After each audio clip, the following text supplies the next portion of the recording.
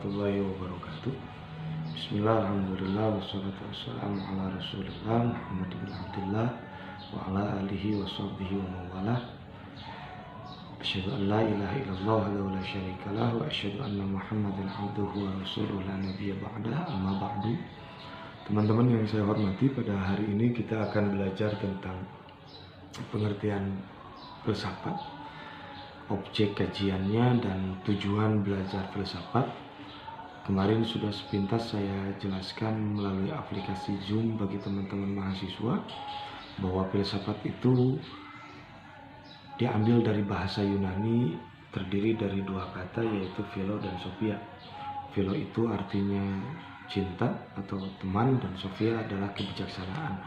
Maka secara harfiah bahwa yang disebut dengan filsafat itu cinta kebijaksanaan atau teman kebijaksanaan. Salah satu tokoh yang menamakan filsafat salah satunya adalah Pitagoras. Pitagoras ketika ditanya apakah engkau orang yang bijaksana, maka Pitagoras menjawab filosofis. Filosofis itu artinya orang atau teman kebijaksanaan atau orang yang cinta terhadap kebijaksanaan.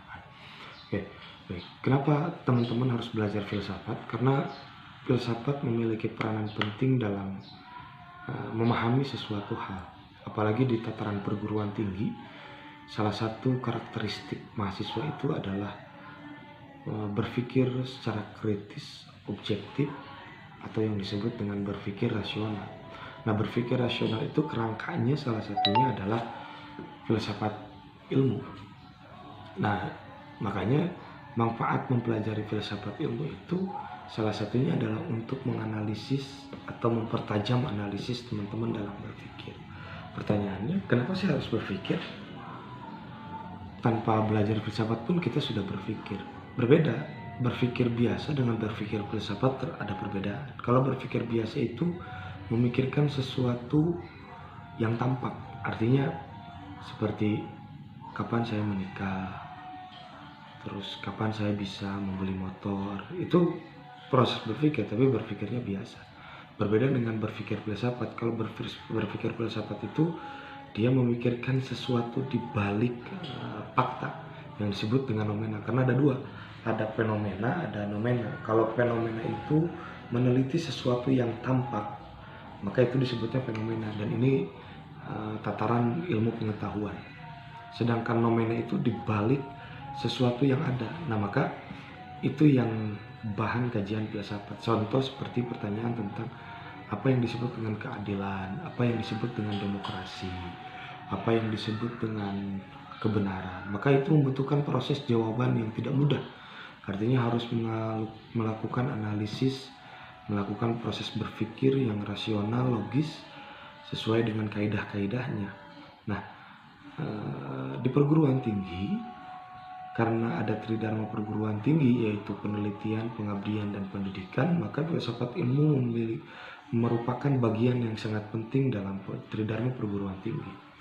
Teman-teman ketika melakukan penelitian atau karya tulis ilmiah, kerangka berpikir itu tidak akan lepas dari filsafat ilmu. Maka ini kenapa filsafat ilmu itu memiliki peranan yang sangat penting dalam dunia perguruan tinggi. Oke. Lanjut, bahwa objek kajian filsafat itu ada dua. Pertama objek material, dan yang kedua adalah objek formal. Objek material itu adalah suatu ilmu pengetahuan, itu objek materialnya, dan objek formalnya adalah cara atau pandang atau cara pandang atau cara untuk memahami objek material tersebut, yaitu ilmu pengetahuan. Artinya tidak akan lepas dari ilmu pengetahuan yang akan kita bahas. Nah, pertanyaannya adalah apa yang disebut dengan ilmu dan apa yang disebut dengan pengetahuan. Berbeda antara ilmu dengan pengetahuan. Banyak orang yang menganggap bahwa pengetahuan dengan ilmu itu sama. Malahan bahwa pengetahuan itu adalah ilmu dan ilmu itu adalah pengetahuan. Padahal berbeda. Dari mana bedanya? Pertama, kita pahami dulu makna secara definisinya secara harfiah, bahwa yang disebut dengan pengetahuan itu adalah sesuatu yang kita ketahui, itu pengetahuan. Teman-teman mengetahui bahwa ini botol, itu adalah pengetahuan. Teman-teman mengetahui bahwa ini spidol, itu adalah pengetahuan. Teman-teman mengetahui bahwa ini buku, ini adalah pengetahuan. Jadi semakin banyak orang mengetahui sesuatu, maka semakin banyak informasi pengetahuan yang dia dapat. Tapi berbeda dengan ilmu. Kalau ilmu itu ada spesifikasinya, ada indikatornya. Kenapa dia disebutkan dengan ilmu? Memang tersusun dari pengetahuan, tetapi ada tambahan bahwa yang disebut dengan ilmu itu pengetahuan yang tersusun secara sistematis, metodis, empiris, dan logis.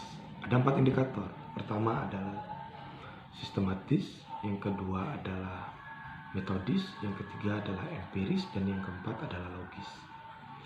Pertama, sistematis artinya tersusun, pengetahuan itu tersusun. Yang kedua, metodis, ada caranya untuk mengetahui atau menggali ilmu tersebut.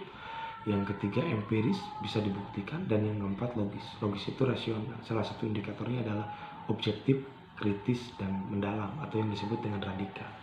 Karena salah satu metode pembelajaran filsafat itu 2.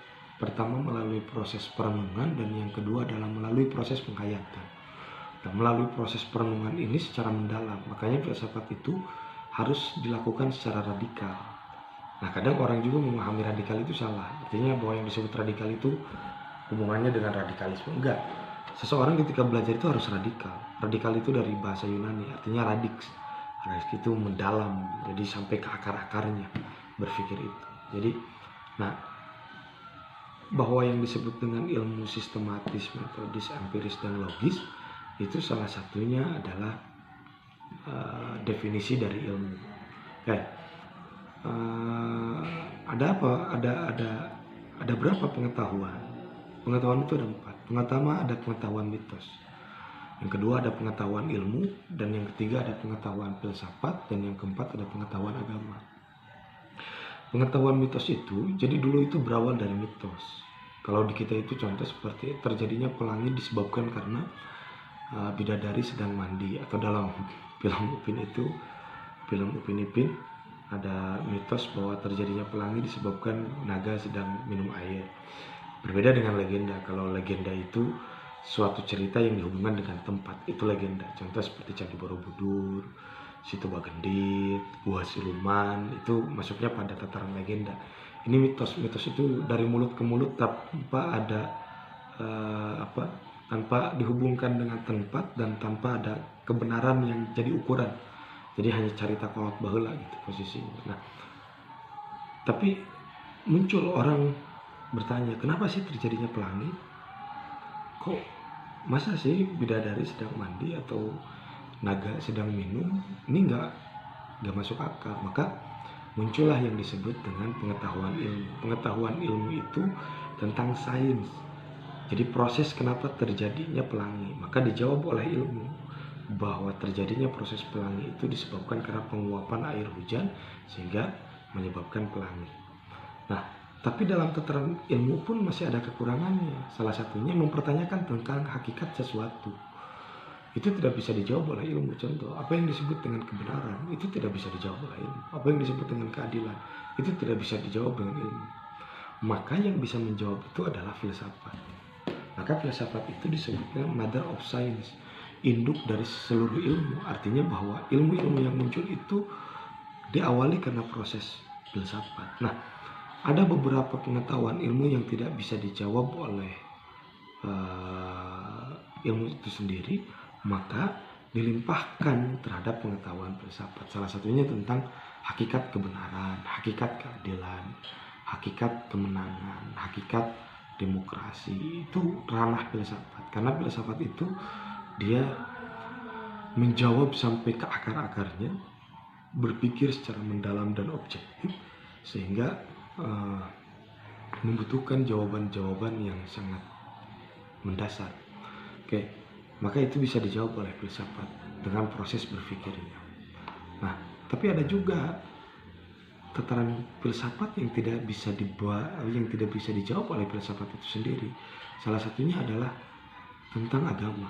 Contoh, seseorang tidak bisa merasionalisasikan tentang konsep alam barja. Seseorang tidak bisa menggali informasi bagaimana nanti di surga dengan di neraka, bagaimana siksanya malaikat ketika di alam kubur, itu tidak bisa. Bagaimana jembatan Shiratal Mustaqim itu tidak bisa divisualisasikan atau tidak bisa dipikirkan. Maka dalam pengetahuan filsafat itu butuh pengetahuan agama untuk menjawab itu. Nah, artinya bahwa dari pengetahuan mitos bisa dijawab oleh pengetahuan ilmu, dari pengetahuan ilmu bisa dibahas oleh pengetahuan filsafat, dalam pengetahuan filsafat bisa dibahas oleh pengetahuan agama. Jadi puncaknya sebenarnya itu adalah agama. Ya. Tapi pertanyaannya, bagaimana cara mempelajari filsafat? Cara mempelajari filsafat itu seperti tadi yang sudah diutarakan. Pertama adalah perenungan, mulai dari mempertanyakan tentang sesuatu, terus menjadi persoalan, dan persoalan itu menjadi rasa ingin tahu, sehingga mencari jawaban.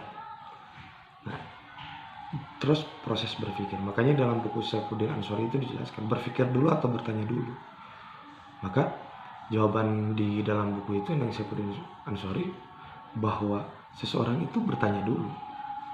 Karena berpikir itu adalah proses bertanya. Jadi tidak berpikir dulu, tapi bertanya dulu. Karena bertanya itu berpikir itu adalah bertanya. Nah, dalam mempelajari filsafat ini, maka teman-teman harus memperbanyak perenungan dan penghayatan terhadap sesuatu. Salah satunya adalah memunculkan ketakjuban atau kerasa ingin tahuan, keraguan-raguan terhadap sesuatu, sehingga butuh jawaban. Contoh, apa sih yang disebut dengan jodoh? Apakah misalnya seseorang ketika sudah menikah itu adalah jodohnya? Terus bagaimana ketika seseorang itu bercerai? Terus bagaimana kalau dia ditinggal mati, terus dia menikah lagi? Masa jodoh seperti itu? Karena ada juga anggapan yang salah bahwa yang disebut dengan jodoh itu, kita menikah itu adalah jodoh. Jadi ada pemahaman-pemahaman ini, dan itu yang dibutuhkan oleh filsafat. Makanya teman-teman dalam mempelajari filsafat itu harus dipahami tentang landasannya. Nah, landasan filsafat itu 3. Pertama ada landasan ontologis, kedua landasan epistemologi, dan yang ketiga landasan aksiologi. Artinya 3 landasan ini itu merupakan kerangka berpikir dalam filsafat, khususnya filsafat ilmu. Ontologi berbicara tentang hakikat sesuatu, berbicara tentang ada dan tidak ada, berbicara tentang hakikat kebenaran, berbicara tentang hakikat keadilan, berbicara tentang hakikat sesuatu yang memang dibutuhkan penalaran secara filsafat. Terus yang kedua ada landasan epistemologi. Landasan epistemologi itu cara untuk mengetahui itu, apakah melalui panca indera atau melalui apa. Karena dalam epistemologi filsafat itu muncul aliran-aliran. Pertama ada muncul aliran rasional, bahwa pengetahuan itu didapat dari penalaran, dari hasil olah pikir, dari hasil berpikir, itu rasionalisme.